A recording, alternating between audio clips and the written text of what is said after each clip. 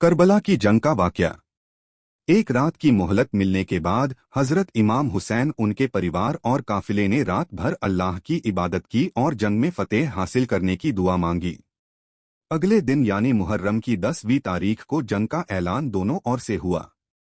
جنگ میں حضرت امام حسین کے سمیت کل 72 یودھا یزید کی ہزاروں سینا کے سامنے یدھ کرنے کو تیار تھے۔ پیاس اور بھوک کی حالت میں بھی آپ کے لوگوں نے یزید کی ہر بات کو ماننے سے انکار دیا، کیونکہ وہ یزید کے سامنے جھکنے سے زیادہ شہید ہو کر مرنا پسند کرتے تھے۔ دوپہر میں نماز کے بعد یزید کی سینا آپ کے قافلے پر حملہ کر دیا۔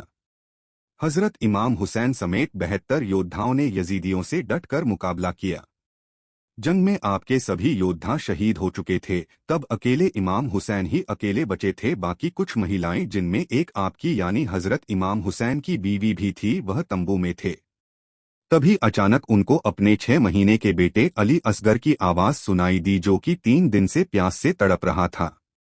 ان کا بیٹا بھوک اور پیاس سے بےحال تھا۔ ان کی ماں بھی 3 دن سے بھوکی پیاسی تھی، جس کی وجہ سے دودھ بھی نہیں پلا پا رہی تھی۔ آپ حضرت امام حسین کو اپنے بیٹے کی یہ حالت دیکھی نہیں گئی اور وہ اسے اپنے ہاتھوں میں اٹھا کر کربلا میں لے گئے۔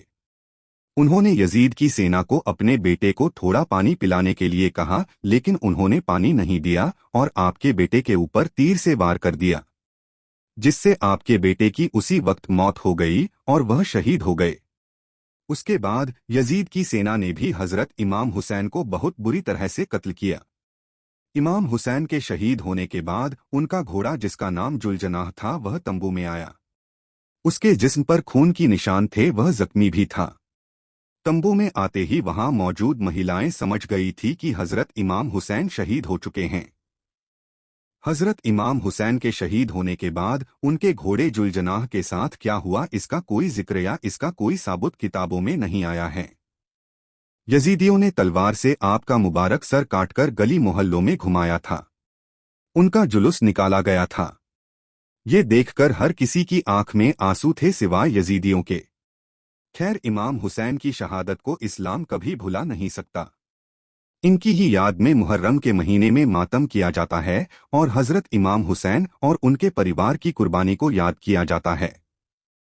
ہمیں بھی چاہیے کہ محرم کے مہینے میں ان کی شہادت کو یاد کریں۔ محرم میں تعزیہ نکال کر ڈھول نگاڑے بجا کر یزیدیوں جیسے کام نہ کریں۔ جتنا ہو سکے بھوکے پیاسے لوگوں کو کھانا کھلائیں۔ محرم کی 9 اور 10 تاریخ کو روزہ رکھے اور امام حسین کی شہادت کو یاد کریں۔